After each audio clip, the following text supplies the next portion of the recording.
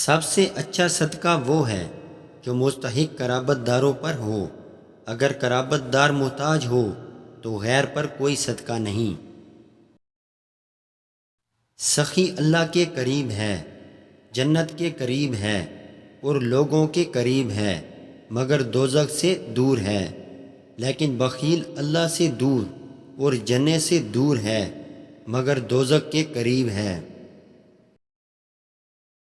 دوزخ کی آگ ہر فریبی، دھوکہ باز، بخیل اور احسان جتانے والے کے قریب ہے۔ اگر تو چاہتا ہے کہ تیری عمر زیادہ اور مال میں برکت ہو تو خدا سے ڈر اور قربت داروں پر سلوک احسان کر۔ وہ شخص جنت میں داخل نہ ہوگا جس کا ہمسایہ اس کے شر سے محفوظ نہ ہوگا۔